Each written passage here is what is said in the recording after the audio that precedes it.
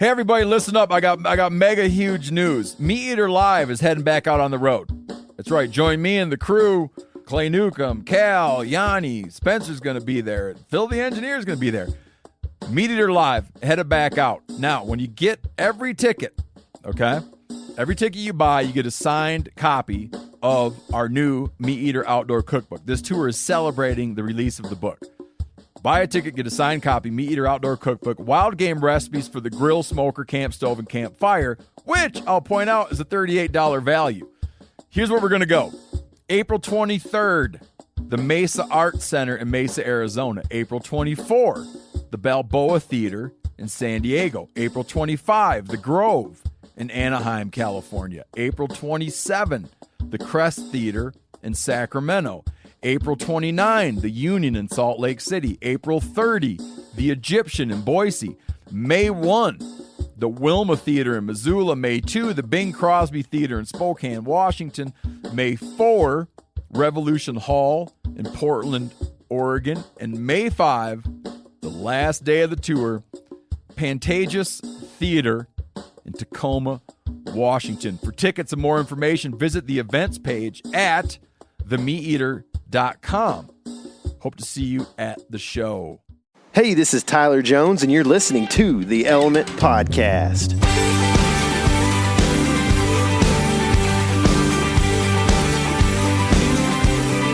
What's happening, all the woods people? We're in the mouse house again, which, has this mouse house turned into a scorpion house?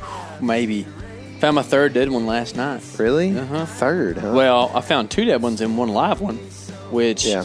I was here for the live one. Yeah, you were here. I need to be watching which was that actually door. Live on Facebook or something, on right? Facebook or something. Sucker tried to get me. Yeah. But, no, I've been spraying for bugs, and last night I sprayed it up like around my oven, and a 4 or 5 inch centipede crawled out. And I ain't talking about like the little ones live under logs. I'm talking about like the one that would hurt, put you in the hospital, rot your skin. Ugh. Now I'm like, I don't want to be the paranoid type, but I'm kind of like, man, I might ought to wear some house shoes around here or something.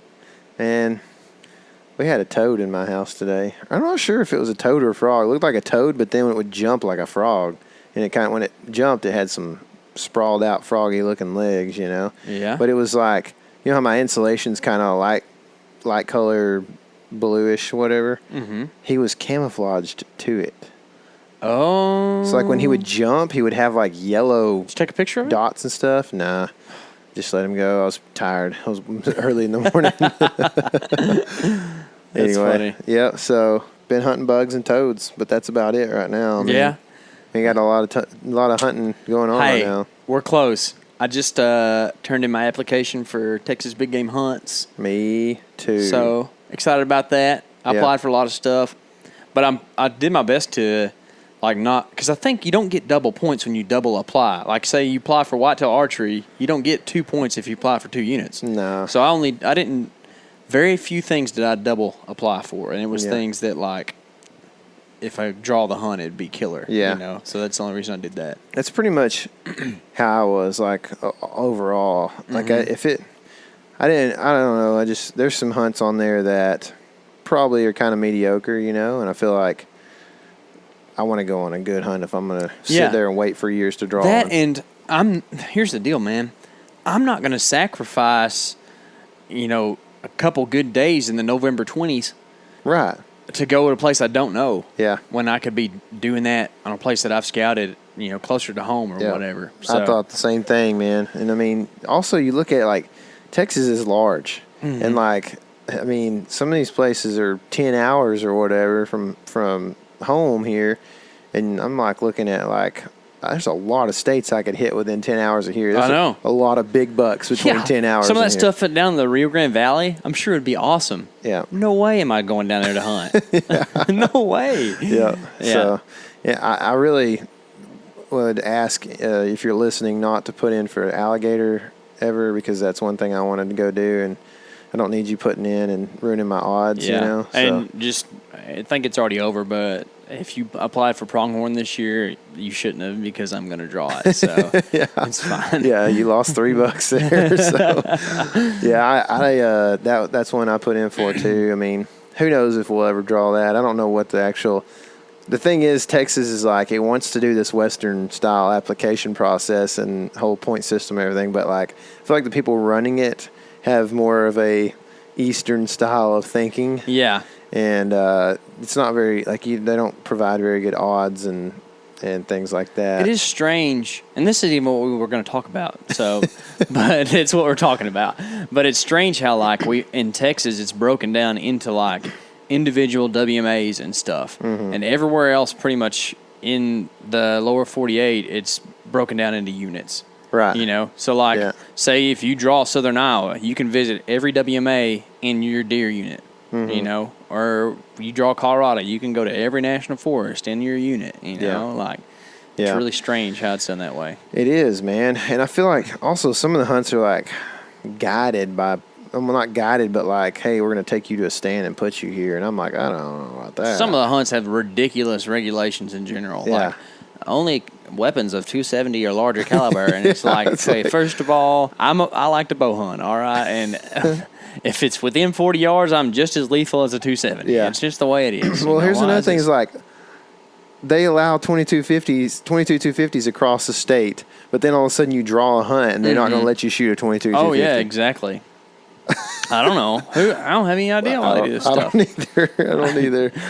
But they're trying, though, guys. They're trying. They are trying, so we'll give them that. Yeah. At least we have opportunity at this stuff because, to be honest, when I was like, I don't know, 15 or so, I didn't know this stuff existed. I don't know how long Texas draw hunts have been around. But I mean, the only thing I ever knew about growing up for a long, long time was the big game, the ones they really promote that are like probably $10 or whatever they are, and you can shoot a bighorn and Grand Slam or whatever. Those like couple of hunts that they always, guided South Texas deer hunt or whatever. Yeah. At Mason Mountain. So like all these things, and there's only like four hunts that they ever like really promote. So like, I never knew about them either until a couple years ago. And then I realized that Texas also has like no grace period. So like if you don't put in for 1 year, you lose all your points. Mm-hmm. That's insane. That's not how you do it. That's not how they do it anywhere. They give you a grace period. Yeah. But anyway, speaking of the West and the East dynamic and like people that are involved in the East and come from the East and do the Western thing, we're talking with Michael Hunsucker today, who is on the Heartland Bowhunter show. And he, started out doing a lot of the deer hunting in East, in the Midwest there, so Eastern style. And then we're going to end up talking to him about an incredible Western style hunt that he was able to participate in this year. And you might be able to watch that on TV pretty soon if it hasn't already showed. I'm not sure. Casey's looking up the schedule right now. But anyway, before we get to that, I wanted to say real quick that if you listened last week, you know this, but we have an OnX premium membership that we're giving away. It's actually, we have 2 of them. And the way to acquire this membership is to give us an incredible 5-star review on iTunes. It's real simple. You don't have to go follow nobody. You don't have to go put 3 comments and tag 800 friends. You just go to iTunes, you give us a 5-star review, and you get the chance at one of 2 of these membership vouchers that Casey and I have acquired so recently. So we're giving away 2. So that means that, like, even though somebody else wins, you can win too. How cool is that? Yeah. And, just in case you're like, well, I can download the OnX app on my phone and look at it right now. I don't know why I need that. These are for premium memberships, which means you get to see all the landowner information, all the public land, different layers or whatever. You can tune into like the new QDMA CWD layer and stuff like that. But it's really helpful if you're trying to like scratch around, find some new properties, right? Yeah. Like what we do a lot. It's what we use, and it's how you and I are constantly working, trying to find new places to hunt, and it can pay off. You can get some landowner information from them and stuff. So pretty valuable little tool. For sure. I was making phone calls today based off of my research last night on OnX, so it gives you a world of opportunity, and honestly, like last year we were able to kill the buck that I killed because you were using OnX, know, and so it's a handy thing to have. So don't forget, go give us a review on iTunes. If you already have, literally, you can find anybody that has an iTunes account. They don't have to be a hunter, and just give us a review through their account, and you'll be entered to win as long as you remember what what your code name was. Right. You know? That's so, right. But anyway, we went out this when did we go out? Was it Monday? It was Monday. Yeah, Okay. it was. It's been a week. Okay, so yeah, so we went out last week, and we did a pretty heavy trail camera pull. We started bright and early in the morning. Got there when the sun was already starting to get hot, and pulled 7, 8 cameras maybe. I don't remember. Something. A lot of them, and they were a few of them on the same property, but we hit other properties throughout the day that we could make it to that were on the way or whatever. And it was lackluster, to say the least, but we did have one shooter. We did. Sure. It was actually on one of those new cameras we got from Exodus. Yeah. That had set on video mode, and I don't know if we know that buck or not.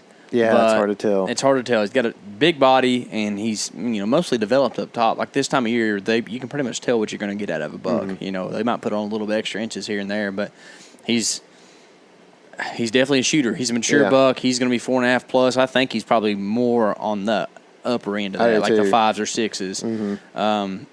Got a big frame, big G2s, but brows. Still, it was just one video of that deer. Yeah. And last year, we were getting bachelor groups like consistently. Yeah. So there's a little bit of confusion involved here with like what's happening, if like some of the hunting pressure from last season is carrying over into like some changes in core areas range, or whatever. But I think we're going to move some cameras around and try to figure out some other stuff over there, and just to see, and then maybe go back and compare some of our previous data and stuff, and just, I don't know, got to figure this out, Yeah. And because the summertime pictures and photos thing has plagued us a little bit, because last year 2 things didn't happen. One of our locations, we had a ton of pictures of summertime bucks, ton of videos. Didn't see one of those deer in the flesh in the fall. Not one that I can remember. And then on a different property, we were looking for teenager, and we tried hard to get pictures of teenager all over the place. Never got summertime pictures of him. And then suddenly in the fall, he starts popping up on our cameras. Now, we never saw him in the flesh either, but at least he was on our cameras. In daytime. In daytime a lot. Yeah, I don't know. One thing we were kind of laughing just so that we didn't cry about was like we just seem to have some bad luck happen sometimes with trail cameras. And so the area that you were talking about, where we saw the good buck this time on video, we had 2 trail cameras in there on that property this year, pretty close to each other, kind of varied habitat areas, but pretty close to each other. And so we thought, man, if we don't get them here, we'll get them here, or maybe we'll get them both, and we'll be able to put some pattern to it, a movement pattern. And so we checked the first one, and we weren't able to actually check it because of the way it formats. It wouldn't check on my camera, and I didn't bring my computer in, so it was out in the truck. Anyway, switched card, set it up, got going. We got to the next camera, and this camera is on a tree that's like a foot in diameter, maybe. Yeah, it's bigger than your thigh. Yeah. And it is crushed by a bigger tree. They're both laying over, and our camera is facing straight down. Like, it couldn't have landed and pointed out there the correct direction or anything. No. Like, it was facing straight down. We're like, good grief. And so we're thinking, okay, well, maybe it just happened. That'd be awesome. And we get the camera pulled off, and we go back to the truck, and we check this card. And Casey's like, I think there's a duck on here. And so he was just looking at the little thumbnails, And so anyway, we enlarged the pictures. We had a Roadrunner on our dang camera. Got a Roadrunner. And the camera was literally up for 3 days, I think, before it I think fell 2.5, yeah. Yeah. Mm-hmm. And so we got nothing out of that camera. And that's frustrating because the camera's set for over a month, I mean, they were put out early, but we should have been able to see mature buck bases on growing or whatever, and also body types to know that we're having deer use this area maybe early season. You know, and that was our strategy, was to let the soakers soak, or let the suckers soak, let the cameras soak. And it's a great strategy until it's not. You know, you don't think about that stuff that can go wrong in the woods while you're not there. Yeah. You know, you put fresh batteries in them and point them away from the sun. You're like, all right, man, go to work. But that's not really how it always works. You know? It doesn't, man. And we also had another camera on a distant property that was literally had a limb that just fell perfectly into like in between these two trees, one of which was the tree our camera was on, and it just like stuck out like right in front of our camera. And so I'm like, oh my goodness. And it really didn't set the camera off very much. No. But it, like the night shots, every time it got set off in the night, the camera, you know, because that limb was there, it just blew out the whole screen. So you couldn't really see what was in the background setting it off. But at that camera location, something that was cool is we did get one picture of a mature buck butt, I think. You can tell. And this is all in the these PLC. are birds, so we had 3 pictures of them. Oh, did we? Yeah, but only one was really good, and you could tell much. So this is all in that PLC that we did. But soon after checking that camera, we found a water hole that's like getting hit pretty hard. And like if you go back and look in that series of photos, that buck's headed to that water. Like, there's almost no question. That's what he's doing. I agree. So we moved the camera to that water, and that's going to be our best pull, probably. I'm feeling pretty good about that. There's going to be some stuff on there, that's for sure. Exactly. Unless the tree falls over into the water or something. So we actually had already set that camera, and then we saw the water on the way out, and we were like, let's go back and get it. Yeah. So we went back and got it and set it up there, and I'm actually, I got a lot of faith in that one as opposed to some of the other ones. But, we were unable to, in our first couple months of trail cameras this summer, we were unable to pick up Teenager again. So but you know, it was the Teenager thing is still frustrating. Don't get me wrong, but like as a whole, as public land hunters, I feel a lot better. Even though our trail camera pool is probably, you know, a C as opposed to they were A's last year for that first summer pool, because I just think that we just know these areas better, and we know how to hunt them, and we know new places and stuff, and things are going to change between now and October, you know, so I'm not discouraged at this point. I just wish we had better pictures. Right. And it's kind of just like the separate of the hunter just liking trail camera photos, right? You know? Yeah, and we were actually able to kind of swing by an area that we kind of recently started calling the pulpit, on the way back by, and you know, we probably don't think about this. We didn't really have like any bucks on that camera, but there was a lot of does. Lots of does, which is a good thing come late October. You know, yeah. So that's a great thing, an encouraging thing that we have going for us for sure. You know, but yeah, that PLC can be seen. It's one of our more recent videos that we posted. I posted a lot this last week or so. And but, at that location you were just talking about, I actually just went back this week and looked at quite a few of the pictures from last season, particularly around the rut. And, like, man, once bucks show up there, they're, like, patternable, hardcore. It's only like they just come through. And I figured this out. We started using Deer Lab here a while back, and we met old John at the QDMA event. Yeah, we did. Nice guy.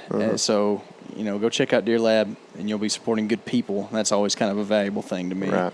But I was plugging those pictures into Deer Lab, man, and there's some correlation. There's always, and this is just a public land thing, I think, but there's always like some crazy things that happen. Like a mature buck walks through and it's 76 degrees at 2 p.m., you know, on December 18th, and like it's super warm front, you know, like why did that happen? Then you're super frustrated. Yeah, exactly. But it's like, I used to tell my youth kids this, and I haven't had to in a while, but like, there's a phrase that goes, you're always the rule, not the exception. You know, because people can always come up with an exception. Like, oh, well, you know, if you don't go to college, you're not going to make any money. And then, like, somebody will be like, well, actually, you know, blah, blah, blah, so-and-so started a burger chain, and he's a bazillionaire. They're like, yeah, but how often does that happen, right?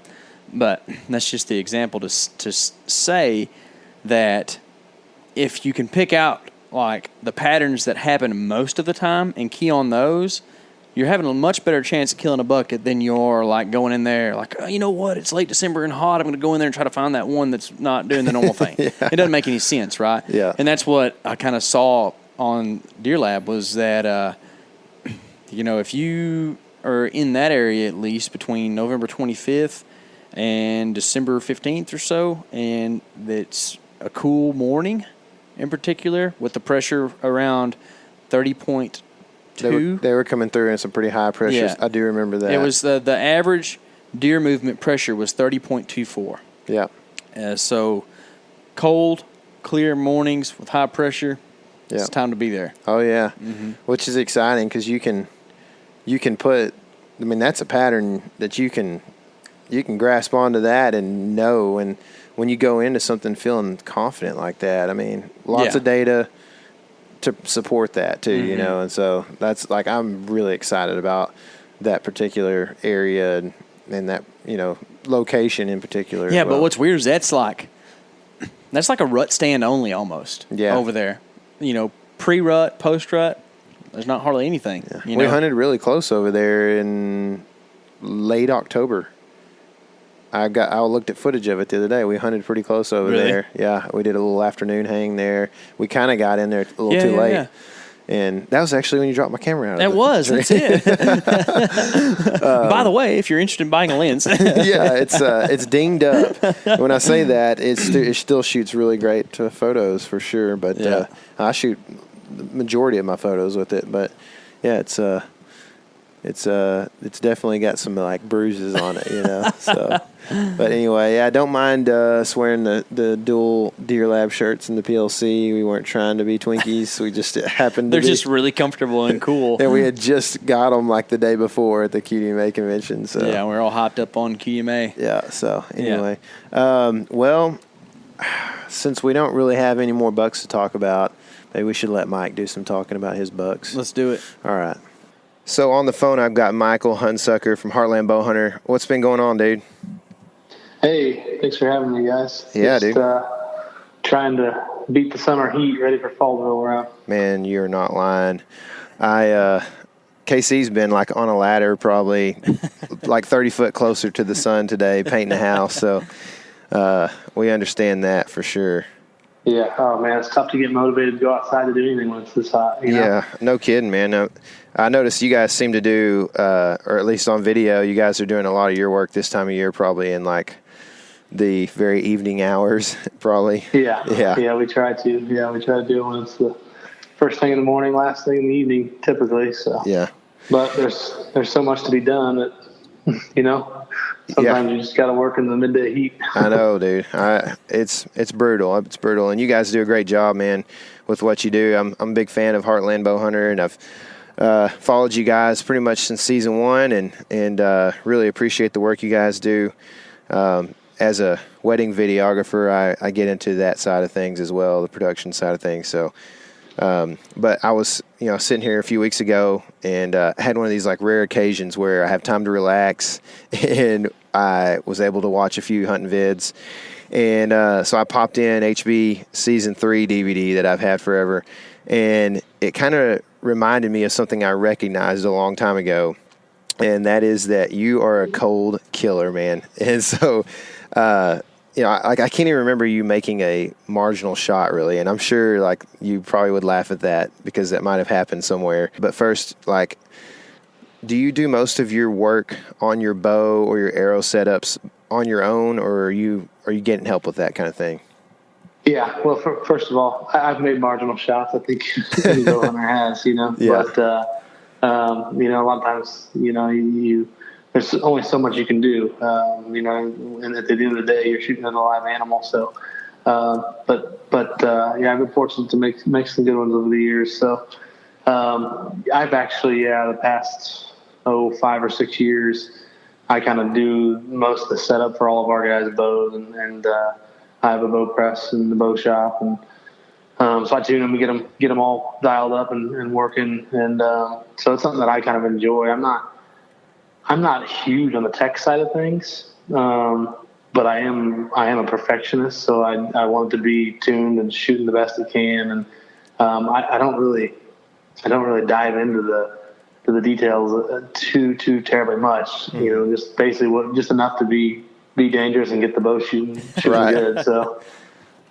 there's guys out there that just love that kind of stuff. I mean, like T-Bone, Travis Turner is just, you know, he loves that techie stuff, and like he just like setting up a bow is like his favorite thing to do. And that's definitely not my favorite thing to do. Yeah. But I do, but I like their end result. You know, the end result of, you know, making sure everything's tuned and properly set up is the end result is less errors, less mistakes. For sure. So does that mean that you catch grief from the team when somebody on the team makes a bad shot? Yeah, they blame it on me. On me. Yeah. No, I've learned a lot over the years too, setting them up, and you know, there's been times that I've set stuff up a little bit differently than I probably should have, but I said, hey man, if you don't like it, the press is right here. You're welcome to do it yourself. No. That's right. That's right. So, are you? This is just a random question that popped into my mind, but are you? Do you err on the side of like speed or on the side of weight in an arrow? You know, I definitely would err more on the side of weight and kinetic energy and weight forward. I've been a big proponent of that in the last couple of years. I've been shooting a 100-grain brass insert in the front of my arrow, so adding weight to the front just to get more front of center mass and help with, you know, penetration and more so than speed. I mean, speed's nice, but I'm a huge believer in you know, the NAP Kill Zone 2-blade broadhead. I've been shooting that broadhead since they came out with it, and I absolutely love that broadhead. And so I want to have, you know, the extra punch for that big 2-inch expandable. Yeah. So that's what I've been shooting the past 3 or 4 years. And I just last spring did that brown bear hunt in Kodiak Island, and had to have a super heavy, you know, arrow set up for that. And so I've seen the results firsthand. I mean, I got a full pass through on the brown bear. So wow, that's awesome. It's pretty amazing what you can accomplish with, you know, putting some weight behind the arrow, and you know, as opposed to speed. I mean, I like the flat trajectory. You know, like when this spring, for example, I shot a completely different arrow, just a lighter arrow. I wasn't shooting the brass insert in it. I wanted flat trajectory because, you know, you just have very, very tiny margin of error with a turkey. Their vitals are so small. So, you know, it kind of depends on your, you know, the game you're hunting and what you're going after. And most people aren't going to have, you know, different arrows set up or different bow setups for different times throughout the year. Most people have one bow, one arrow. I get it. And if that was the case, I would just continue to shoot my deer setup for turkey season, you know. But since I had the leniency with the bear hunt and having this separate bow set up, I just went with a little flatter trajectory for this spring. Right. So when you're changing arrow for the season or something like that, for, you know, turkeys to deer to a big game, you know, very large game, like how long does it take you to get everything back to where you feel comfortable and it's dialed in? It doesn't take long, really. I mean, so much of it is just, you know, muscle memory, and that doesn't really change. You know, it's just the equipment that changes. And so it doesn't take me long to really get comfortable with the bow setup, and which is nice because, I mean, we're usually shoot a different bow every year. And so, you know, that's one of the things is, you know, every bow is a little bit different. So there is a little bit of a adjustment period. But I mean, for the most part, I can pick up 2 of my bows and switch between them and shoot them both pretty well. I don't like to switch, you know, very often, but it's, you know, one of those things that, you know, sometimes you need to. So yeah. So you mentioned muscle memory, and you know, like what did it take when you first started, like saying, I really want to get good at shooting a bow? What did it take to get you to that place where it's like riding a bike? You know, it's like every time you hop back on, you don't have to think about it too hard anymore. I just think shooting a lot. I mean, that makes all the difference in the world. And I actually, you know, was self-taught, you know, way back when I first started bow hunting. I didn't know anybody else that really bow hunted. And I picked up a bow and you know, just went to a local archery shop here in Kansas City, BB Archery, and they set me up with the bow and started shooting, and I just tried to learn all I could. And it was, I was doing a lot of things wrong, and there wasn't the plethora of information there is out there today. So it wasn't like there was, podcasts and blogs and, all these, informational videos. It was kind of one of those things where I just kind of learned from practicing and learned from, the results and seeing what I was doing wrong. And so, but the number one thing, it's with muscle memory, just like anything. The more you do it, the better you're going to get. If you want to dial in your golf game and be a better golfer. If you play golf 3 times a week, I guarantee you're going to get better. Right. If you want to catch all the fish every time you go out, the more time you spend on the lake, the more you learn, and the more better you get. So sure, it's no different with the bow. And honestly, I'm guilty of the busier that we've gotten, not shooting as much as I probably should. I think everybody is, in certain circumstances, and so it's always good to get back into the swing of things. And like I was talking about earlier, when it's 100-something degrees out every day, it's not the most exciting thing to go outside and shoot your bow. So yeah, yeah, no kidding. That's why I usually do that in the evenings, but it's usually after I've been outside all day anyways working, so it's not too bad. But also, I've heard that if you just watch people hunt on YouTube enough, like it's kind of like you're doing the reps with them. Isn't that right? Or no, I'm kidding. That's a joke. Not quite. That's not quite how it works. Yeah, exactly. So you kind of have to get out there and do it yourself, right? On that note, though, I try to study up on guys who I really respect, like what they do, especially in the shooting world, because I'm not great. I feel like I'm a pretty good shot, but as far as like knowing the ins and outs of archery, like I just don't. Kind of like what you were saying, but you're further along in your journey than I am. But like guys like John Dudley or Aaron Snyder or people like that who have been around and done it, I try to learn from them. And there kind of seems to be a general consensus. It's kind of like what you were saying earlier, where a heavier FOC, not too extreme, but good with good kinetic energy and a decent arrow speed, kind of all culminate to be a good hunting bow setup. But everybody kind of has their own little tweak or their difference that kind of goes against the grain. Do you have one of those things that you do differently than kind of like the general theory? Oh man, trying to think. I don't think I have anything out, off the top that's just really against the grain. I try to find kind of a happy medium. Like I said, I'm not huge on the speed side of things, and but I really do like the heavier arrow. But like you said, there's a point where it gets to so heavy that your trajectory is not flat enough to really be that efficient. So especially when you're on some of the western hunts where you're taking longer range shots, you definitely want to be flatter trajectory. So no, the main thing that I've really done differently, like I said, is just that 100 grains up front, and that's really changed a lot of my penetration and pass through shots. Yeah, that's cool, and I think that pass throughs are something I'm going to be going for more this year too. I'm going to go back to maybe a little bit better penetrating broadhead, and then I'm kind of doing the same thing. I'm not going with 100 up front, but I'm going to put 50 up front behind a 100 grain broadhead, which is a lot more for me because I've just been just kind of a speed guy in the past, as much speed as I can get. And I don't think that's where I need to be, especially when you start talking about trying to go up to the Midwest and hunt bigger deer, or going out west, like y'all do with the Western hunts, and shooting things that might weigh 600 or 700 pounds. You kind of need to rethink what you've always done. So can you look back on an event or maybe a shot at an animal or something that kind of made you rethink and made you think about, I need to do a better job and focus more on my shooting and my accuracy?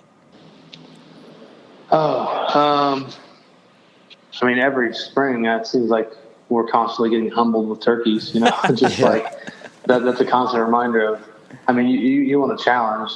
She tries shooting an animal that never stops moving and has vitals the size of an apple. That just makes it tough. So they'll always make you second guess. But more than anything on the shooting side of things, it's just the animal. Keep understanding the animal's state of mind and behavior. And if you're taking a longer range shot, is that deer calm, or is he alert, or that makes a big difference. And so I would say the most important thing that I've kind of gathered over the past handful of years is, really be aware of what the animal's, situation is. And on those longer range shots, you just got to be, make sure that all the situations are right. So, all those little factors play into a role, and it's easy for, one step at 40 yards is it could be a 8 or 10 or a foot difference. So, just making sure the animal's calm and in their kind of element is something that's really important. And even at close range shots, I mean, deer jumping the string at 20 or 30 yards even can make a big difference. So yeah, that's why I just try not to stop the deer ever unless I absolutely have to. Yeah, this is kind of why I opened up the can of worms about the arrow setup. String jump is one of the most intriguing subjects for me the last few years. I've been trying to understand it better because I've had some friends and people I've sat in the stand with that I've seen that happen, and it's an unfortunate ending a lot of times. So how generally, how do you approach the issue of the final moments before releasing an arrow where there might be string jump involved? I mean, how are you foreseeing that? Yeah, I mean, I try to just kind of judge the animal's behavior and try not to stop them. And it's you hear guys all the time talk and say like, oh yeah, you aim for the heart, or you aim low and anticipate the duck. And the one time you do that, the animal won't move an inch, and you'll spine them or miss high. And so, I never rely on the deer moving or doing anything. I just kind of try to, catch them in their most natural state. And so, that gets back to a lot of the whole, shooting thing. And I feel like a lot of guys, and this is where, I'm not the best shot in the world. I'm not a great target shooter. I don't shoot 3D. I don't do a lot of that tournament type, shooting styles. But one thing I do is when I've been able to really compose myself in the heat of the moment, and that's something that's huge. I feel like my early bow hunting days, the hardest thing was really to keep your composure and actually really pick a spot on the animal, not just pull it back and put the pin on it and pull the trigger. So many people would get so jacked up and excited, and that's just part of the whole bow hunting side of things. And so I learned to really, really hold that excitement in and really, focus in the heat of the moment, and then, save the excitement for later. So, yeah. I actually just took a buddy of mine that never bow hunted at all growing up, and he got a bow, got him into bow hunting a couple years ago, and took him out and on his first hunt, and not his first hunt, but his first successful hunt.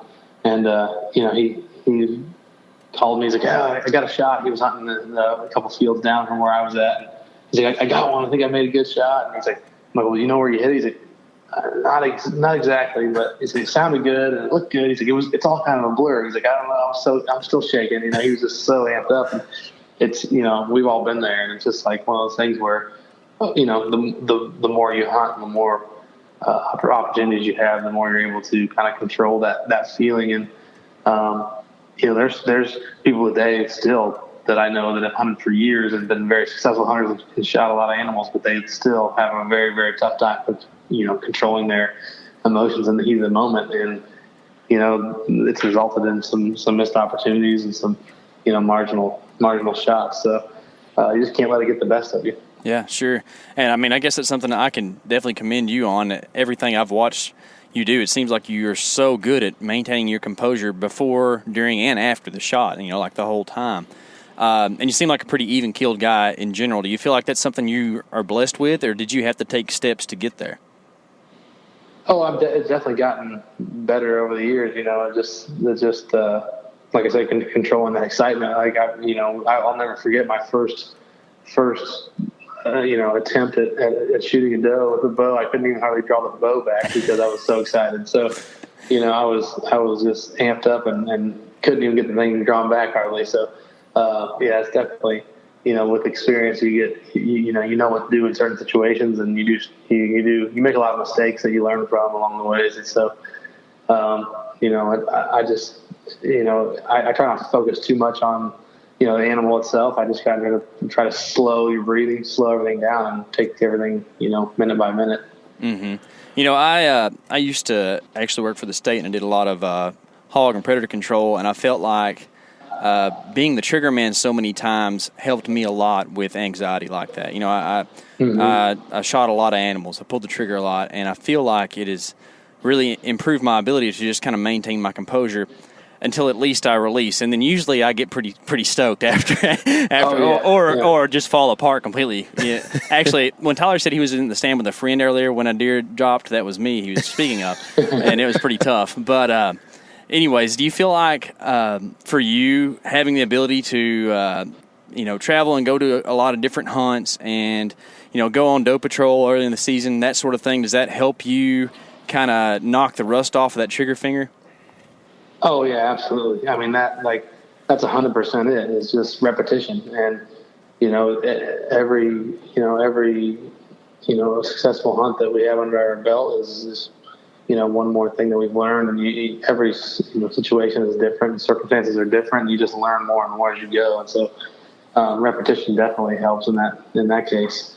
And I'm the same way. And the second I release and watch the arrow fly, I just I lose it.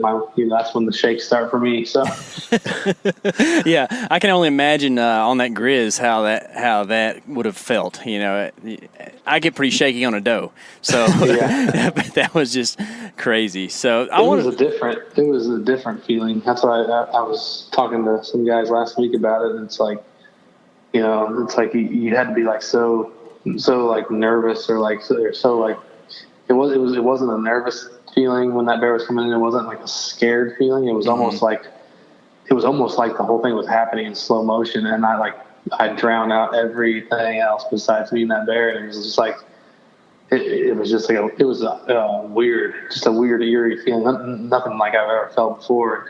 It was one of those things where you're just okay, don't mess this up. You have to make your shot count on this opportunity.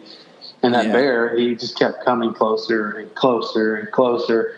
And their heads are just huge and block all their vitals. You can't shoot them facing towards you.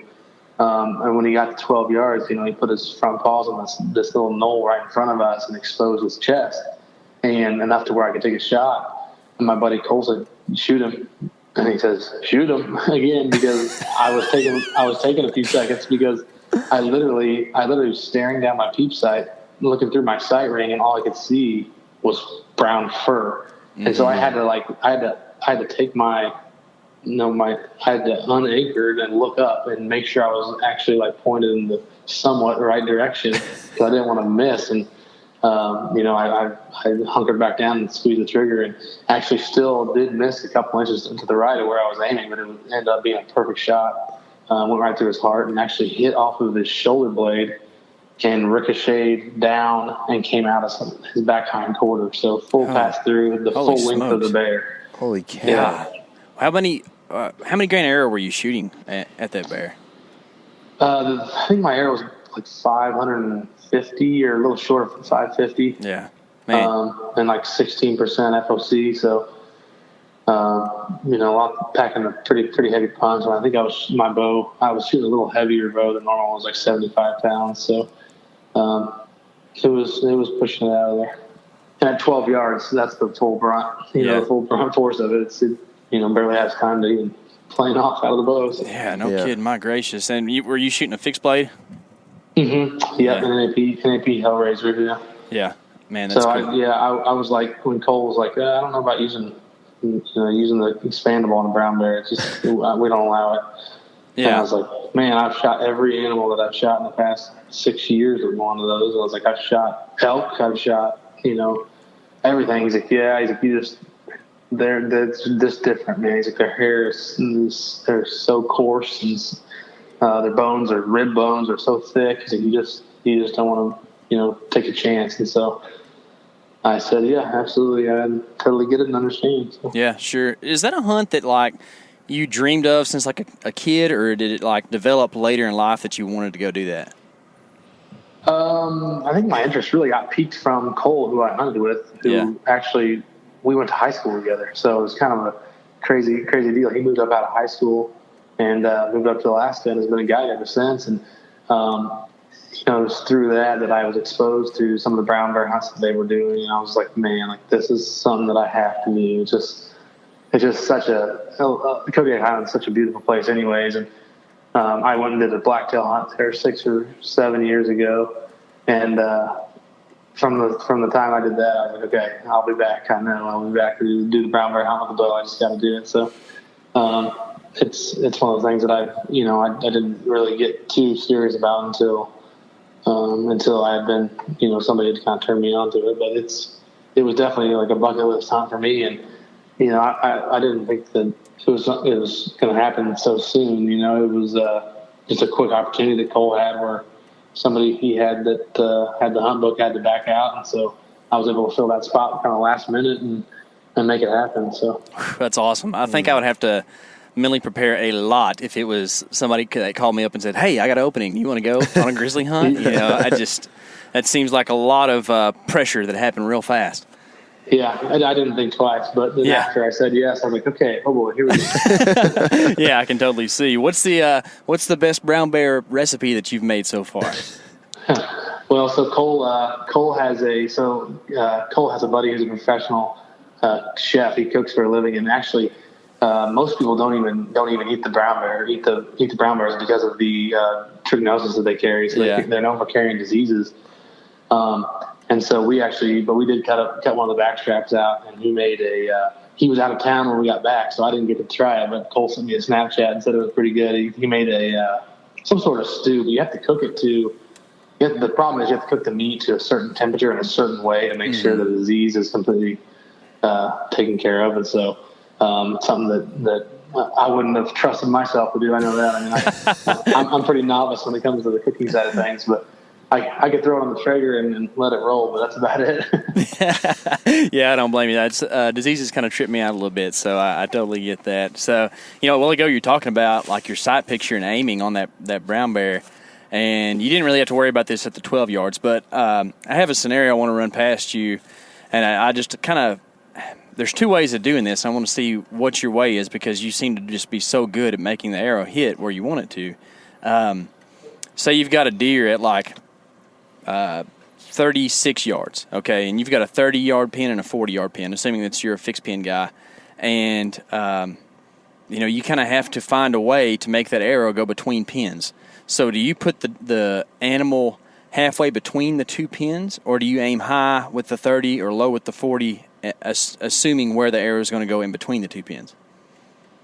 Yeah. Usually I'm splitting the pins typically. Yeah. I'll kind of, imagine where, that 40 or 36 yards would be. 36, you just split the difference kind of deal. But,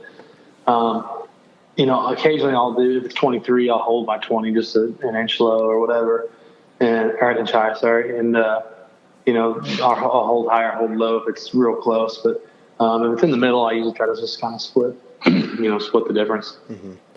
So you don't really see too much of a difference of that, at closer range. It's really when you get out to 45, 55, that type of stuff. Yeah, sure. Yeah, gotcha. So when you get to a stand, are there certain things certain rituals or whatever you want to call them that you go through, almost like a mental checklist that you kind of prepare for before you get that opportunity to shoot at a deer that allow you to have, more confidence when you're shooting and make better shots? I mean, I don't know if it's like a mental checklist or anything, but I do like to get the bow, knock the arrow, and come to full draw, make sure everything, no issues happen on the way in and walk in. And I like to kind of try to envision, where the deer might be and kind of, check a couple of your shooting lanes and that type of stuff, make sure everything's clear. But nothing over the top. I mean, but I definitely would recommend, knocking an arrow, drawing the bow back, making sure nothing's, string isn't going to come off the cable. You just got to be careful when you let down. I've heard some stories of people gripping their bow and torquing it real hard and letting down, and string coming off the cam. So. Oh, that's terrible. Because you think about it when you go, these bows now have such strong let off, that when you go to let down, it's like letting from nothing, and all of a sudden, boom, it wants to go down, and so people naturally just grip their bow hands so hard, and if they, are gripping it enough to take the twist the cams, out of angle with the string. Doesn't take much for it to just get out of that little groove and pop right off. Dang, that's scary right there. Yeah. So like, I guess further in the hunt, when you see that target buck or whatever the deer is that you're targeting, can you kind of run us through your thought process from the time you see a target until basically he runs out of sight after you release the arrow? Yeah, I mean, most of the time, I try to get my bow in my hand if it's a buck or a deer I'm going to shoot, and have it ready. Try not to move as much as possible, and that's key to shooting a relaxed, calm deer. You don't want to alert them, or you don't want to have any instance where they'll catch on to you. So I like to get my bow in my hand and be ready for the shot, because what I try to do is obviously try to think about what's going to happen, what the deer is going to do, where they're headed, and kind of come up with an ideal spot to where you want to shoot them. And then constantly, I'm focused on not on at all on the rack of the deer. I'm looking literally focused entirely on the behavior of the deer, because a lot of being successful when it comes to bow hunting, I think is knowing when to take the shot. A lot of guys get excited, they rush it, they put and they shoot before they should. A lot of guys, maybe are too conservative and wait until their window's passed, and then the deer's too close, or quarter two comes to the bottom of the tree, who knows. And so I think I'm just constantly watching their behavior and trying to decide, when that time is that you're going to draw back. Yeah. And so you guys haven't seen this yet, but you'll see it this fall, and then maybe you guys will regret asking me about being a stone cold killer on your podcast.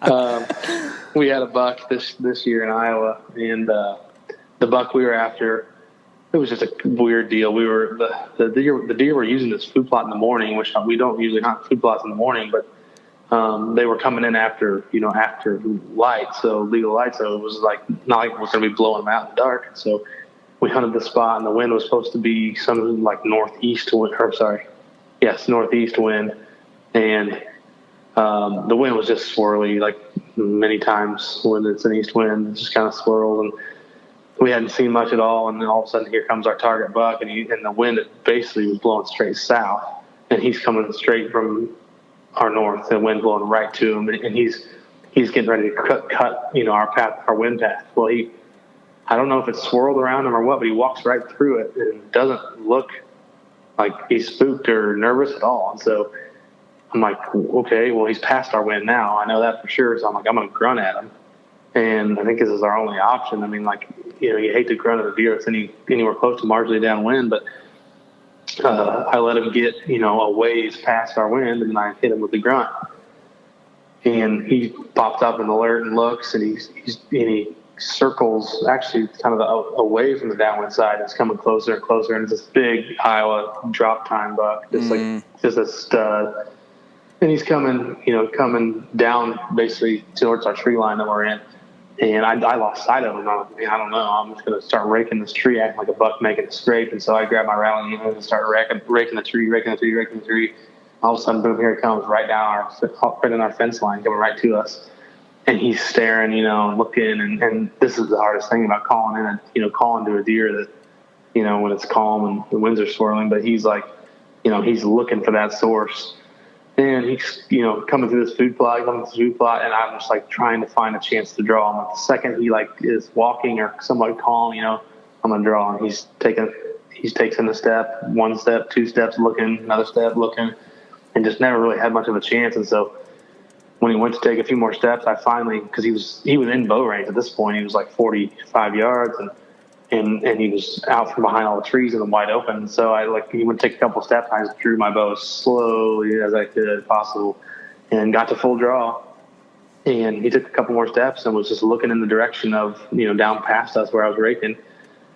And I picked a spot and released the arrow, and he just dropped and came out of his skin, and I shot right over his back. And so, man, and it just is one of those scenarios where it's I can't make myself aim below the deer. I can't do that. I put I think he was, I'm trying to remember how far he was. I want to say he was 35. I think I put my 30 right just, on his heart or top of his heart. And, he just dropped big time, and he was just on high alert. And that was the fact that, I knew that going into it, but I guess I could have and should have aimed lower. I just, I would hate to aim low and have him not move and miss low. So yeah, just one of those deals. Every situation is different. You're always learning. So yeah, no kidding. Well, I will look forward to seeing that hunt because Tyler and I both have Iowa dreams, and he thought he was going to get to fulfill those this year, and for some reason Iowa DNR did not like him. So we kind of dream about it, man. So I'm looking forward to seeing that hunt. And you talked about that deer being a target deer, and then earlier too you talked about like how you don't concentrate on the antlers. Once you identify a deer and you're going to shoot him, you just are constantly evaluating his demeanor. Do you feel that being very, very familiar with your target bucks and being able to recognize them instantly is a big part of that? Oh yeah, that's huge. Huge. Trail cameras have changed the way that we do things and saved the lives of a lot of young bucks that that would have probably got shot if they came running in, and they're in a rut. So yeah. Mm-hmm. We were just talking about, Sean and I were just. We were playing darts this past weekend after we had our film school, and in my basement there's this buck that I killed in Nebraska with Sean, like one of the very first years we got started filming, and we were on this farm in Nebraska. We hadn't hunted at all, didn't have any cameras on it or nothing. We just went in blind during the rut and got up on this big oak ridge and banged the horns together, and I rattled in this spike buck, and he came charging down to the tree, and we're sitting here like watching him right underneath us, and all of a sudden you just hear I turn around behind the tree, I look, and I'm like, shooter, I grab my bow, I turn around, grab my bow, turn back around, come to full draw and shoot this buck right underneath the tree. And, all I remember is seeing this buck charging, and he's all bristled up, looks like a tank. And I grab my bow, turn back around, and I'm looking down on this buck, and I can just see points. He's got lots of points. He's just got inside tines, and I drive back and shoot this buck, and I'm all pumped and everything. And this is one of the only times I've ever experienced ground shrinkage in all the years that I've been bow hunting. But I walked with this buck, and I could not believe this deer. I think he was a 2-year-old, maybe a 3-year-old, just an absolute, just so much potential. And he just got me fooled, just had me flustered, and, came in hot and was bristled up. That's a lot of times the deer coming into, charge off another deer, coming into a decoy, they're bristled up and they just look so much bigger. Mm-hmm. He fooled me big time, but not saying I wasn't still proud of him. I hadn't killed a whole lot of big deer at that time, but looking back, it's funny because it's just, you hear people talk about ground shrinkage, and I had never really had that happen, and that's one of the only times I've had that happen where it's been like, whoa, like this one really got me. So, yeah. And that's Oh, go ahead. Well, that goes back to kind of what you were talking about earlier, where, learning how to compose yourself, even in like those high intense situations. Like this past season, I was pretty guilty of it. We rattled in what may have been a 3-year-old 7-point. He might have been a 2-year-old. I don't know. But we were on the ground, and he, first time I saw him was at about 15 yards, and I was just ready to just smoke this thing, and he blew out before he gave me a shot. But it was the same kind of thing where, man, that it was just so intense that I was pumped to, take that shot, and looking back, I'm not saying I would have been disappointed with him, but at the same time, sometimes you don't want your season to end, on a deer like that, and you'd rather just continue hunting and enjoying, what you do. And I know that you guys, travel a little bit and hunt around and do some different things. And actually there was an Instagram post that got a lot of traction I think it's this past week, actually, of you shooting a buck in Wyoming. Right, yeah. And it's a pretty sick shot. Like you're you can just the arrow's in the frame the whole time, and it looks like you shot it in like 60 frames per second. I don't know what it was. It was super high slow mo, and 180, I think. 180, man. Okay, yeah, that is very slow. But he's at, and you say in the clip he's at 46, which there's a lot of folks that would call that pretty extreme range on a whitetail. And you can tell that he is very calm. He's just feeding. It's as calm as deer get. And I kind of lean towards the other side to where I don't mind stretching it out and taking a long shot either. But I wanted to ask you, since you are a TV guy and y'all have the show and stuff, do you scale back or consider the type of shots that you're going to take because that you are so high profile or on film so much? No, I definitely don't scale anything back. I mean, I'm not worried about people judging me for taking shots. I mean, I'm only worried about taking shots that I'm comfortable and confident in, and I don't advocate anybody taking a 45-yard shot if you're not comfortable or can't do that.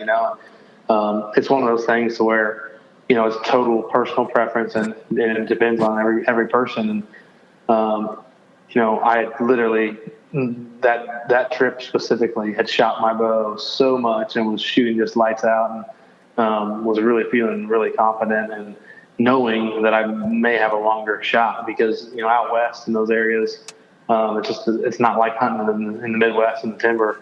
And so I kind of expected that I would have to take a longer shot. And so, it really depends on everybody and their personal level as an archer and their confidence level. And so, that year in particular was a doozy for me. I killed my Missouri buck at 55 yards. Wow. I killed that Wyoming buck at 46 yards, I think it was. And then I killed my Kansas buck the following week at like 40 or 42. Wow. And prior to that, I had only killed, I think, in my entire bow hunting career, I think I'd only killed one, maybe two bucks over 40 yards. Wow. Man. Like it was just, things just happened to work out that year, and to where they were just some longer shots. And I mean, I would say 80% of shots on whitetails have, for me, have been, 20 to 30 yards for, within 35 the most, so it seems like a lot of times we're hunting, trails and pinch points in areas where that kind of narrows it down. So that year was just one of those years, so yeah, for sure. But like you said, that deer was really calm, was feeding, was not alert. And actually that deer, I had passed that deer up that morning. He walked right underneath our stand like 20 yards before we had camera light, and went back in there to bed. And so we hunted that evening. He came back out, and he was feeding right to us. Everything was perfect. And all of a sudden, he was closer than that, actually. I think he was like 35 yards. And all of a sudden, this little buck pops out, and he turns to go run him off and posture him. And so he turns to leave and posture him up, and the little buck runs off, and then he stops and starts feeding away from us. Mm-hmm. And so I knew at that moment, I was like, okay, this is my opportunity. I'm going to have to take the shot if he, would be calm enough and relaxed enough. So, yeah. You had kind of one of those Tom Brady moments where you go like 14 games without an interception or whatever. Yeah, exactly. So I've seen you shoot several deer while walking. Is there a lot of instances or any particular instances when you would rather shoot a deer walking than grunt stop it? Never. I hate shooting deer on the walk, and I would almost never do it. I think in my head, I'm thinking of the one that you thought of was probably a Missouri buck I killed a few years back, and it was like 15 yards. So, obviously this buck was close range, and I tried to stop him several times, and he didn't stop. And so I literally had about 3 more steps before he was out of my window. So I put it on and squeezed it off, and he was at a steady, a slower, steady walk. But I absolutely hate shooting deer on the walk. I would never advise really? anybody do that. Gotcha. It's just one of those deals that, it just bad stuff can happen real quickly. So, it's crazy how much they move. Like you don't expect, like that they're walking, but they literally they can walk a foot, or whatever within the time that it takes your arrow to get there. Exactly. Yeah. And so like that particular time, I don't even know if that deer was 15 yards. He was like right underneath our tree. Yeah. And so, yeah, it's crazy. Another thing too that, I've noticed a lot of, or I've seen a lot of, or experienced a lot of, is being a full draw and on an animal and like once I'm at full draw and I put my pins on the animal, I'm super zoned in and picking a spot. Mm-hmm. And you take your concentration and you take your vision off of their, their legs even and their head, and you don't notice a lot of things. And I've had instances where the deer stops, not moving, perfectly calm. I literally just go to squeeze the trigger as he starts to take a step, and you don't see him starting to take those steps.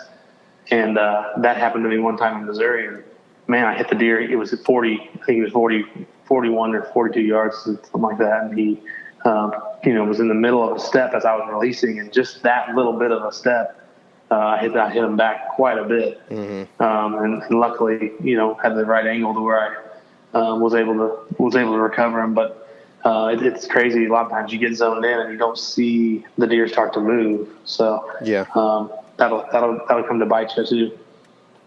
So, kind of moving on to Heartland Bowhunter, you guys, from a visual standpoint, I feel like y'all are pushing the envelope constantly, and I'm just interested, what does the creative process look for you guys as you're heading into each project?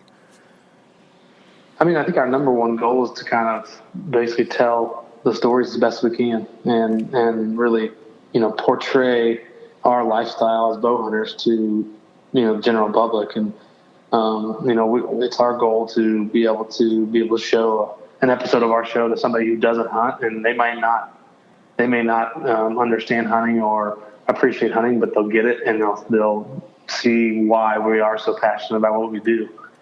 And, if we can interest or open the eyes of people that are, non-hunters or even anti-hunters, that's a huge step for us, is to really get people to, look at hunting in a different light and different aspect. Because when we got started, we're getting ready to kick off filming for our 12th season. So we've been doing it for 12 years. And 12 years ago, I can tell you absolutely with 100% certainty that there was nobody telling any stories about hunting. It was rock and roll music and highlight reels of kill shots. Yeah. And the hunting's exciting. There's exciting moments, and at the end of the day, a lot of success determined is by the animal, but that's not what it's all about, and that's not why we do what we do. And there's so much more that goes into it, that the whole experience that makes it so rewarding. And that was when we got started, that was kind of our focus, was to be okay, we need to portray this experience and this lifestyle, not this kill shot and this, this deer, this specific animal, or this rack. Right. And I think, one of our first trailers we ever released that didn't show a single kill shot. It was people were whoa, that was so much different. Mm-hmm. It was almost refreshing. For sure. And so, yeah. that was kind of our take on things, and man, how times have changed, in the past 10, 12 years. The content that our industry is putting out as a whole has gotten so much better, and there's so much more respect paid to the animals, and so much more, put into the hunting than just the kill. So I think that's something that's huge, and has helped with, getting our sport, more mainstream. Yeah.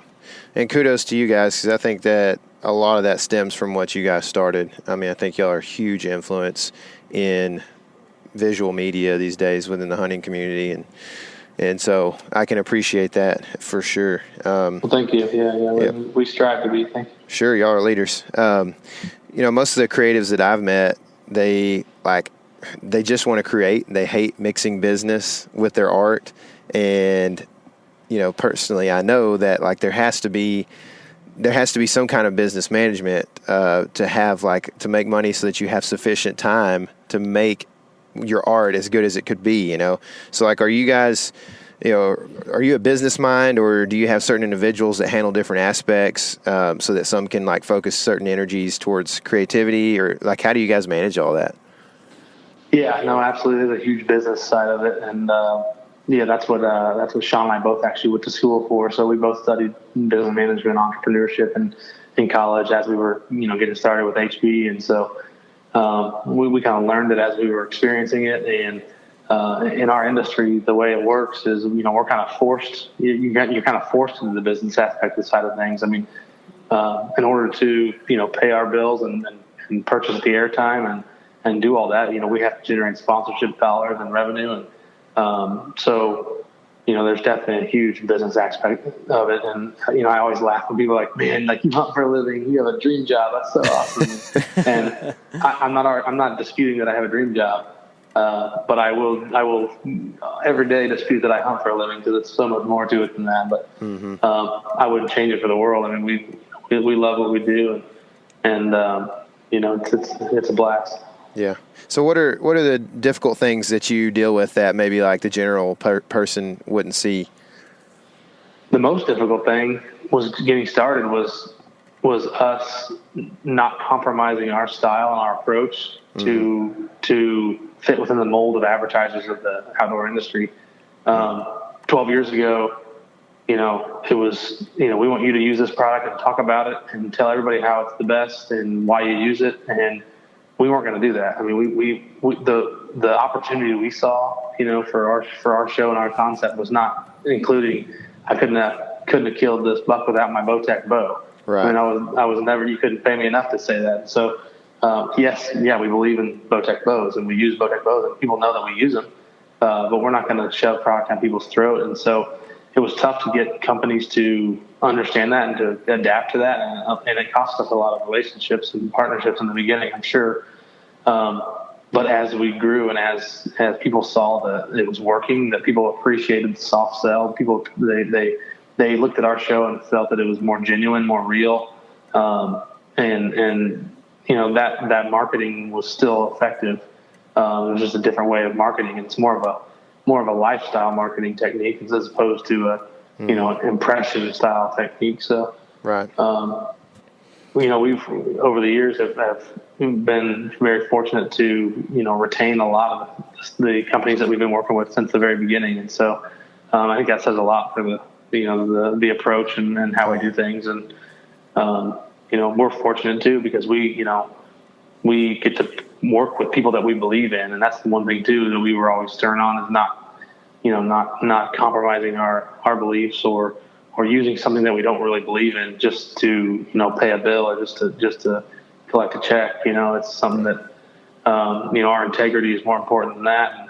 And honestly, I mean, as much as we hunt, we want to use the absolute best stuff out there. Absolutely. And a lot of times the absolute best stuff out there is coming from a smaller company that makes a premium product that doesn't have a huge marketing budget. Mm-hmm. And so we've had to, work and create custom, different packages for different companies that we wanted to, work with, so we could use their products and products that we believe in. So we've been really, fortunate to be able to work with some great people. That's cool, man. That's I got a lot of respect for you guys, and more so after hearing all that, for sure. Man, Mike, I can't tell you how much I appreciate your time. I know you're a busy man. Hey, absolutely, man. No problem. We're just moving into our new office space here, and so was hanging up some deer heads today, and nice. Got a couple of the guys in the office working on some new episodes coming up. So cool. So what's on the horizon for you guys? So as far as this coming up season, or as far as like the TV shows coming out? Whatever you got going on that you think is cool that's going to happen soon. Let's see. So coming up on the show, we have a couple episodes coming out. The mule deer hunts from Montana. Oh, nice. So got some cool mule deer hunts that last year. That's how I kicked my season off in Colorado and Montana. So those are coming up, and that Iowa hunt that I was telling you about, that'll be on the show coming up. All right. I redeemed myself after I missed the beautiful monster drop time buck. That's good. I ended up killing a really, really old mature deer that comes in and just destroys the decoy, just blows it up. And so it was about as exciting as it gets. So yeah, that's cool. That's cool. Yeah, so that's pretty cool. And then this fall, as we'll kick things off, we're heading to Utah in less than a month. Mm-hmm. To kick things off with a mule deer hunt out there. Sean drew 2 elk tags this year, New Mexico and Montana. I can't draw New Mexico, man. I can't do it. That's the closest elk hunting to us, pretty much. And I drew a Gila unit in 2011, and it's a long story. I won't tell you right now, but basically didn't get to go on the trip. And since then, I can't draw it. I don't know. Dang, yeah. I had not had much luck drawing as well. I put in for 5 years straight and didn't draw. And, so I bought a landowner tag 3 years ago and killed my first bull. It's cool. On that tag. And then 2 years later, I drew a tag and killed my best bull to date. So nice. So I've killed 2 bulls and been on 2 hunts in New Mexico. So awesome. Sean has had the opposite luck. He's had some really tough luck. He hunted the Gila last year, and I mean this will be out. This will be coming out on an episode of Behind the Draw, coming out soon. Just had an incredible hunt, but just one of those things where it just didn't quite come together. And you'll see some of the most incredible encounters where he just, I'm not saying he was too conservative, but it was one of those things to where, looking back, the first thing, his guide, of course, and everybody says, oh yeah, well, you could have done this, you could have done that, you could have shot him right there. And Sean's like, yeah, listen, like, this is the Gila elk tag, like, I'm not taking a chance of wounding the bull and being done. I'm going to make sure, I'm going to make it count. So I don't blame him, one bit for, making the decisions he did. And it's one of those deals that you just got to live with it and accept that, what you did was what you did, and you can't go back and change things. So, but he had an incredible hunt, some awesome encounters. So I think this year is his year. I think it was a little bit of karma after a few, he's hunted Arizona a couple times, had a real tough hunt on Arizona tags that he's drawn. So I'm thinking this year's the year. Between those 2 hunts, I think he ought to be able to arrow a stud. Cool. So what will some of those hunts be airing on the Outdoor Channel, I guess, and at what times? Yeah, so so the TV episodes are going to be airing on Outdoor Channel. We're on Monday at 1:30 p.m., Tuesday at 4:30 p.m., and these are all Eastern. Thursday at 9:30 p.m., and Friday at 4:30 a.m. if you guys are super early risers over there on the East Coast. Cool. But 9:30 p.m. on Thursday night is our prime airing, and then we'll be coming out with new episodes of Behind the Draw, which is our digital web series, and those will be coming out through our YouTube channel, and hopefully coming through Amazon Prime as well, coming up here this fall. Dude, that's awesome. We'll link to all that for the listener, and I highly suggest going and watching those. Those are really cool little snapshots of the things that you guys go through, and man, I have, like I said, a lot of respect for you guys. Appreciate your time. Lastly, what's the best way for somebody to connect with HB or with you? Yeah, social media is going to be the best route. I mean, Facebook, Instagram, or our website. We're on Twitter as well. But yeah, I mean, social media is the easiest way to keep up with what's going on between, new TV episodes coming out, digital episodes coming out, what's behind the scenes type of stuff going on in the field. So cool. The magic of social media, you can even watch Sean cook some venison on his Traeger grill, maybe. All right. All right. It's funny. That's not to deter from the thing, but subject. But I was just going to say, it's funny. It's cool to see, so much emphasis behind people that, caring about what they're consuming in a time now where everything's, all natural, all organic, non-GMO. People. I've heard some really cool stories of people who, are non-hunters that decided to get into hunting because of that. So yeah, that's for sure. That's a whole other topic, but that's a pretty exciting time though. It is, man. It sure is. It's a good way for us to have stronger, I guess, push, you would say, or pull, however that you want to say it, in our, I guess, political spectrum, or and also within, like you said, those who are non-hunters and that kind of thing. So. Yeah, a lot better recipes out there now too. Yeah, that's true. It's you don't just put it in flour and egg and throw it in the deep fryer like they used to, at least when I was growing up. Yeah, so. I think you can do that with about anything. It's pretty good. That's true. I mean, I'm not saying I hate it at all. Well, cool, man. I appreciate it. I appreciate your time. Thanks again, dude. And I hope we'll talk to you soon. Best of luck this year. All right, you guys too. All right, we'll see you. Thanks. I know we got to talk to Sean earlier this spring, but getting Mike on the phone, it's just it's a cool thing for me. I don't like fanboy out much, but I have literally followed Heartland Bowhunter since pretty much year one, and really admire their work from coming from a wedding videographer here. I love the production standard that they set. If you couldn't already tell, and not to mention those guys, are just like from the ground up kind of guys, you know, and easygoing and knowledgeable about deer especially, you know. And so it's cool to see them branching out into the western stuff a little bit, you know. It's something that I think a lot of us eastern deer hunting types, you know, kind of aspire to do at some point. And you know, I'm definitely looking forward to seeing the big old bear hunt that he did, man. Seems awesome. Yeah, man, I don't know if I can handle myself with a grizzly bear at 12 yards. I really like to shoot a black bear, but a grizz, I like grizz through the spot and scope, I think. Yeah. I think that's where I like them. I was actually looking at some grizzly footage today that I shot in British Columbia, and I was like, he was like 400 yards, and that was plenty close. Mm-hmm. Like, I was watching him run off in slow-mo in this clip that I had, and I was like, he almost seems like he's running towards us just a bit. I'm like... Can't they cover 10 yards in a bound? Isn't that... Probably. Haven't I heard that? I've heard some pretty wicked stats Like, about them. They run like 30 miles an hour or whatever. That's like 40 bounds between you and that bear. They can do that pretty quick. Oh, yeah. Shit, this... Start counting. Oh, my goodness. Yeah, it's crazy, you know, and it was good to have Mike on, but we have lots of great guests lined up over the next couple months. Like, you guys, I think, are really going to be, you know, hopefully you guys like what we're putting out there, because it's a lot of good deer hunting guests coming up here soon. We've got a lot of this stuff that we've backlogged throughout the summer a little bit. So, you know, it'll kind of be maybe weird hearing somebody say right now it's snowing or whatever, like we did with Mark Kaiser.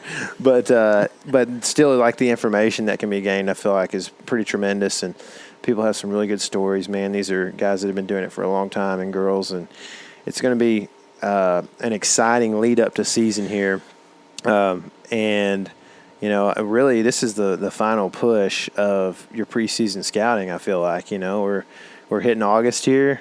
You basically, some states have basically a month before deer season starts. Some have a month and a half, and then some of us Texans and others have, you know, just right at 2 months or so. And so, yeah, if you're willing to brave 100 degrees for opening day. Yeah. But if you got a deer patterned, it might be worth it. It's a good time to do it. So yeah, for sure. It's not even a month until we get to pull the trigger on something. Yeah. I guarantee you I'm going to be pulling those dove decoys down off that light fixture and going after some doves sometime or another. It's hard to beat a little dove on the grill, you know what I'm saying? So, anyway, before we get to deer season, we have some major things that are coming up, one of which is our deer hunting film from last year. And I'm telling y'all, I am jacked up about it. I can't I can't work on it or just watch any of it without like being like, I need to be in a stand right now. Dude, can we watch it after this? We can. Okay, good. I've got it. It's really just missing a couple of clips that I'm going to add in there just to help tell the story a little bit better. But I mean, it's awesome film, you know. And of course, I think that because it's, you know, a buck that I killed in a story that I lived or whatever. But I think you guys are really going to like it. So we're looking to release that. We're hoping beginning of September-ish, somewhere in there maybe. So you guys have like a T-minus a month or so before you get to see that. And I'm really excited to bring that to you. I'm really proud of it. I know Casey is really proud of the footage he shot because he was nervous about hitting focus and all that. I mean, big deer, public land, you know, first one. It's just such a big situation. You know, and that was kind of the weird deal is like in the moment I wasn't very nervous about hitting focus because I thought it looked pretty good. What I was worried the most about was jumping when you shot and jarring the camera. Yeah. And I think I don't really remember what my hands were doing when it happened, but I think like when I knew you were fixing to shoot, I think I pulled my hands back off the camera so I wasn't touching it at all that way. But I didn't jump. Like I was just like zoned in and just, you'll just have to watch the film and find out what happens. I know, dude. You moved pretty good on him as he left, man. It really, man, you killed it. You killed the footage, not Thanks, just man. there, but you killed the deer. Other stuff. I did kill that too. But yeah, we've got that coming up, and then you know, I'll let you guys in on this stuff probably before I should, but I'm really wanting to release a version of the One-Eyed Jack, you know, film, and I know you guys are probably exhausted of hearing about this deer, but it meant a lot to me. The footage was really awesome. The story of the season was incredible. And so what we've got essentially on our channel right now is a season-long 26-minute or whatever film that shows all this, all the season. And I feel like it's sufficient to tell the story, for sure. I actually would prefer it to be that way out of any of them. But then I've got this full-draw film tour, which was kind of held to the standard of 3.5 minutes. And I feel like that, being that is dedicated just to Jack, it's not enough to tell the story. Mm-hmm. So I'm probably going to put out like this little mid-level footage and try to add a few extra clips in there that maybe you haven't seen before and this kind of thing, and release that. Plus, not to mention we have a lot more listeners and a lot more subscribers on YouTube that may not have dug back into the archives that far, that may be interested in what we're putting out. So we're just going to kind of re-release maybe like a 10-12 minute version, something like that kind of tells the story a little better of One-Eyed Jack, and focuses on him and not the entire season or whatever. So pretty excited to release those two things.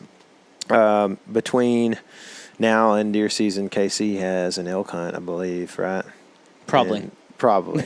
So we're still not sure. Well, no, I'm going elk hunting, but I just looked at the Colorado leftover licenses today, and now my wheels are turning at all the different things that you could go do.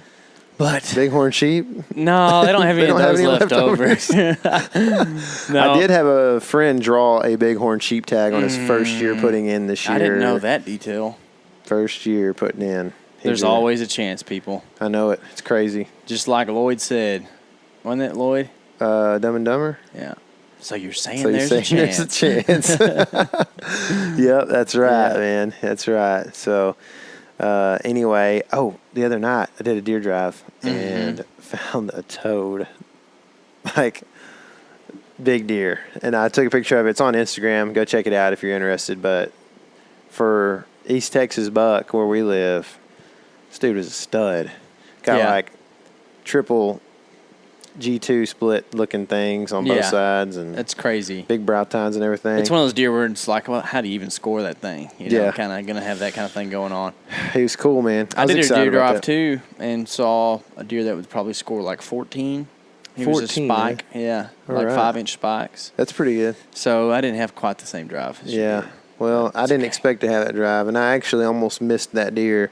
I was like driving, and I had to like look backwards basically to see him. I was, just had my head on a swivel, luckily, and I saw him and that other deer back there. And anyway, they're on Instagram. Check them out. They're pretty cool deer. I feel like people are ready to see deer this time of year, and so I was excited to get that picture. But anyway, whether it's deer driving or going and putting trail cameras out in the 100-degree heat, make sure you get out in it, and remember, this is your element. Live in it.